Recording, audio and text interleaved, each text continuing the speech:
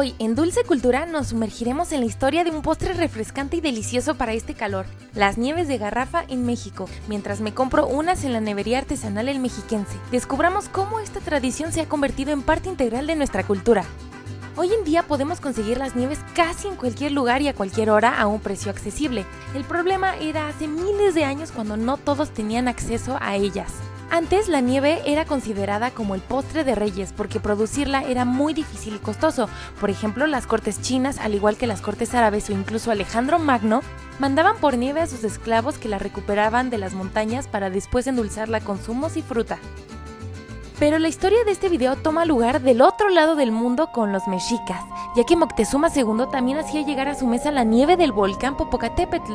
Este tlatoani, de acuerdo a Bernal Díaz del Castillo en su obra Historia verdadera de la conquista de la Nueva España, era un amante de la comida, incluso se le preparaban más de 300 platillos en sus banquetes. Entonces sería razonable que le gustara una buena nieve de los volcanes.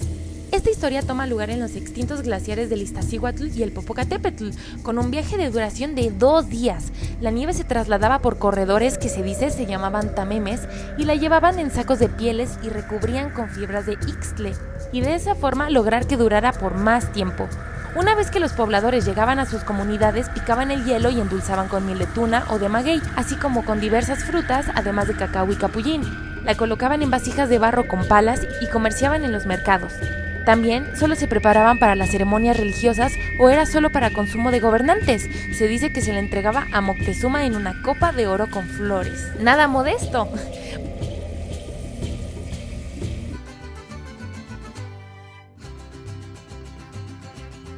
Posteriormente, Fray Martín de Valencia, evangelizador que llegó durante la conquista, introdujo la leche en la elaboración de las nieves creando los helados, y los italianos introdujeron la garrafa para elaborar sus nieves. Por esto se le llama hasta nuestros días nieve de garrafa. Posteriormente, en la época de la Nueva España, el hielo de las montañas era propiedad del rey, pero para 1822 se levantan los estancos gracias al Congreso Constituyente, y la gente puede hacerse de hielo y nieve provenientes de los volcanes, lo cual populariza y democratiza la producción de nieves de garrafa. Después abre la primera fábrica de hielo en 1865 y en 1914 apareció la primera nevería La Primavera. Hoy en día, desde 1884 se lleva a cabo la Feria de la Nieve en Tulyehualco, en Xochimilco, y se pueden encontrar sabores como de pétalos de rosa, mole, hierbabuena, chicharrón, lechuga, víbora de cascabel, pulpo, ostión, entre otros. Esta nevería artesanal El Mexiquense abrió sus puertas desde 1977 y yo vengo aquí desde chiquita para comprarme mi nieve de mamey, de coco, vainilla o de mandarina, como hoy en día. Además es un lugar colorido con diseños de lotería, qué mejor para disfrutar de una buena nieve. En resumen, las nieves de garrafa representan mucho más que un simple postre helado, son una conexión con nuestras raíces, una muestra de creatividad y amor por los sabores naturales. Y la próxima vez que disfrutes de una nieve de garrafa, recuerda la historia y la tradición que lleva consigo.